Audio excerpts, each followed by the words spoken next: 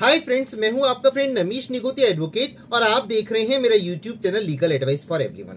Friends, आज के इस वीडियो में हम डिस्कस करेंगे कि जब first information report 420, 467, 468, 471, 120B Indian penal code के तहत दर्ज होती है तो उसमें बेल एप्लीकेशन कैसे लगाई जाती है, बेल में कैसे आर्ग्यूमेंट्स किए जाते हैं, इस बारे में ऑनरेबल सुप्रीम कोर्ट और दिल्ली हाई कोर्ट के क्या क्या जजमेंट्स हैं, इन सारी बातों को डिस्कस करेंगे। इससे पहले मैं निवेदन करूं कि यदि आपने मेरा चैनल सब्सक्राइब नहीं किया है तो मेरा चैनल सब्सक्राइब कर लीजिए और यदि आपको मेरे वीडियोस पसंद आए तो उनको लाइक और शेयर जरूर कीजिए।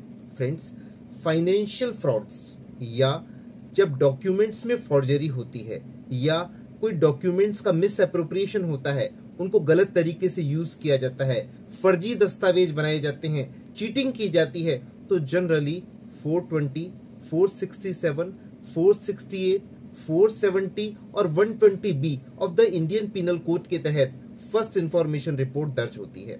अब इसमें हम जमानत कैसे प्राप्त करें, इनमें नॉन बेलेबल ऑफेंस है, बेल मजिस्ट्रेट कोर्ट से मिलना आसान नहीं है, डिस्ट्रिक्ट एंड सेशन कोर्ट और हाई कोर्ट से मिलने की उम्मीद है। यदि आप इस वीडियो को देख करके आर्ग्यूमेंट्स को सही तरीके से करें, कोर्ट के सामने सही तथ्य रखें, तो सबसे पहले हम शॉर्ट में जाने section 420 of the Indian penal code, जिसको आप चीटिंग के नाम से जानते हैं, वो क्या है।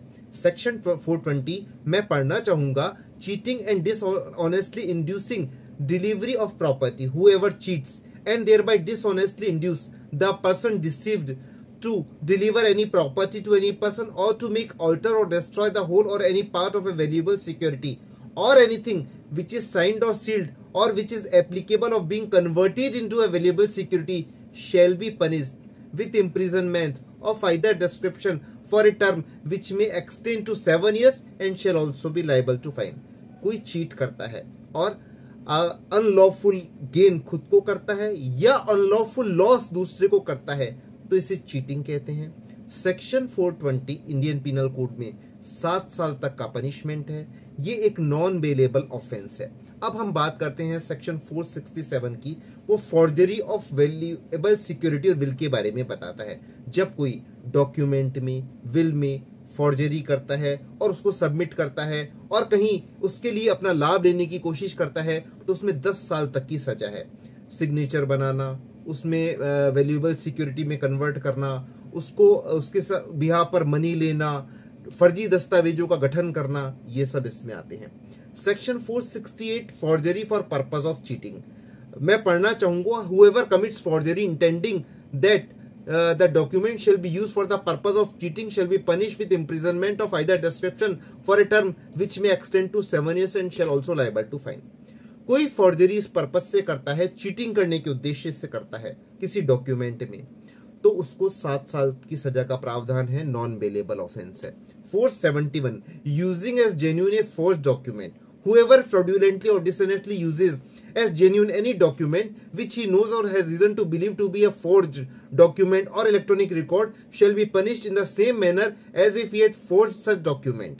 जो कोई ये जानता है कि डॉक्यूमेंट फोर्ज है लेकिन उसको इस इंटेंशन से कि वो जेन्युइन है प्रेजेंट करता है किसी अथॉरिटी के सामने, तो ये 471 में आता है। अब इसमें बेल के क्या क्या आर्ग्यूमेंट्स लेने चाहिए, जैसे मान लीजिए ये सारे ट्रांजैक्शंस कई बार पैसों से रिलेटेड सिविल नेचर के भी होते हैं और कई बार सिविल सूट भी पेंडिंग होता है, तो आप बेल में आर्ग्यूमेंट्स लीजिए कि एफआईआर में डिले है। यदि एफआईआर में डिले हो तो डिले इन एफआईआर बेल का एक अच्छा ग्राउंड है, तो ग्राउंड लीजिए कि कंप्लेनेंट ने इंटेंशनली मैनिपुलेट करके एफआईआर को बहुत देरी से सोच विचार के दर्ज करवाया है।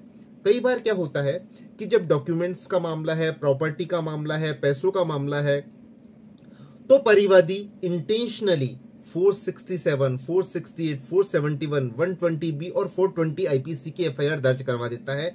मामला तो सिविल लेन देन का है लेकिन वो चाहता है कि पुलिस के द्वारा एक प्रेशर हो, फोर्स क्रिएट हो और उसको अरेस्ट करवा दिया जाए ताकि उसकी रिकवरी फटाफट हो जाए। ऐसे में वो लीगल नोटिस भी देता है। तो बेल में आप आर्ग्यूमेंट्स लीजिए कि ऑलरेडी लीगल नोटिस सर्व किया हुआ है, ये एक सिविल डिस्प्यूट का मामला है, इस कारण से हमें जमानत का लाभ दिया जाए।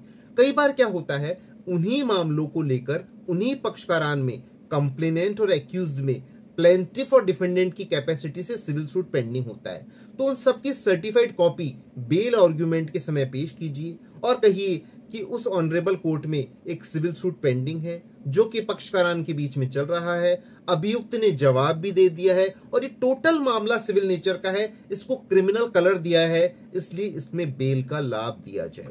इसमें सबसे खास बात यह है कि जो भी डॉक्यूमेंट्स सिविल केस में सूट हुआ, रिटर्न स्टेटमेंट हुआ, डॉक्यूमेंट हुए, उनकी सर्टिफाइड कॉपी आपको बेल एप्लीकेशन आर्गुमेंट करते समय प्रेजेंट करनी चाहिए।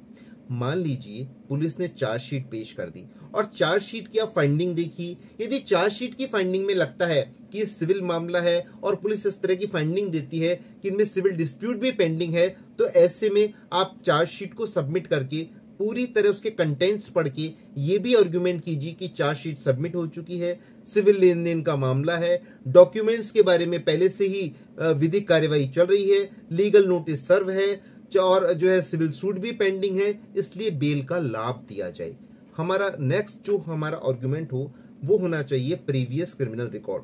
देखिए, जहां सिविल केस से रिलेटेड मामला होता है वहां जनरली कोई प्रीवियस क्रिमिनल रिकॉर्ड, जिसको हम एंटीसीडेंट बोलते हैं, वो नहीं होते हैं। तो वन ऑफ द आर्गुमेंट ये भी होना चाहिए कि एक्यूज्ड एप्लीकेंट कोई आदतन अपराधी नहीं है, पहला मामला है, इसके कोई एंटीसीडेंट नहीं है, मतलब पहले कोई भी किसी भी थाने में एफआईआर दर्ज नहीं है, इसलिए इसको जमानत का लाभ दिया जाए। एक और आर्गुमेंट हो सकता है यदि को एक्यूज्ड बेल पर एनलार्ज कर दिए गए हों, मतलब ऐसे ही मामले में सिमिलर इसी केस में यदि दूसरे एक्यूज को जमानत का लाभ दिया हो तो आर्गुमेंट कीजिए कि को accused has already been enlarged on bail, इसलिए एक्यूज एप्लीकेंट को भी बेल का बेनिफिट दिया जाए। अब जो गवाह, जब पुलिस इन्वेस्टिगेशन करती है तो 161 की स्टेटमेंट रिकॉर्ड करती है, तो गवाहों के बयान आप पढ़वाइए। हो सकता है कुछ गवाहों ने आपके फेवर में बयान दिए हों, ये बयान दिए हों कि इनमें तो ऑलरेडी सिविल सूट पेंडिंग है, इसलिए हम जो है ये तो केवल जबरदस्ती एफआईआर दर्ज करवाई गई और हमसे बयान लिए गए हैं, तो ये भी बयान आपको फायदा देते हैं। अब हम ऑनरेबल अपेक्स कोर्ट के कुछ judgement, honourable Delhi high court के कुछ जजमेंट 467, 68, 471 और 420 से रिलेटेड स्टडी करना चाहेंगे। केस डिसाइड हुआ 7 मार्च 2022 को ऑनरेबल सुप्रीम कोर्ट ने के द्वारा। केस का नाम है Jarnail Singh versus state of Punjab. इसमें कई सारा जो है प्रीवियस जो डिस्प्यूट था उसके आधार पर 420, 467, 68, 471, 120 भी की एफआईआर दर्ज की गई, एंटीसिपेटरी बेल लगाई गई और सारा पुराना सिविल मामले को बता करके ऑनरेबल सुप्रीम कोर्ट ने एंटीसिपेटरी बेल को ग्रांट किया। एक और दिल्ली हाई कोर्ट का इंपॉर्टेंट जजमेंट है Sarnala Sridhar versus state of NCT of Delhi, 7 March 2023 को डिसाइड हुआ। इसमें क्या था कि सिविल डिस्प्यूट से एमिकेबली सेटलमेंट हो गया था, सेटलमेंट डीड रिकॉर्ड पर थी, तो ऑनरेबल कोर्ट ने सेटलमेंट डीड देखते हुए इन धाराओं में जमानत का लाभ दिया। एक और इंपॉर्टेंट केस है दिल्ली हाई कोर्ट से डिसाइड हुआ 10 मार्च 2023 को Trilochan Singh versus central bureau of investigation. इस मामले में क्या हुआ कि जो त्रिलोचन सिंह था ये कंपनी के लेन देन का मामला था, लेकिन आर्गुमेंट ये किया गया कि जो एक्यूज एप्लीकेंट है उन्होंने कहा कि वो डिसीजन मेकिंग अथॉरिटी नहीं था, हालांकि वो कंपनी में एक हायर पोस्ट पर तो था, पर ये सारे डिसीजन उसने नहीं लिए थे।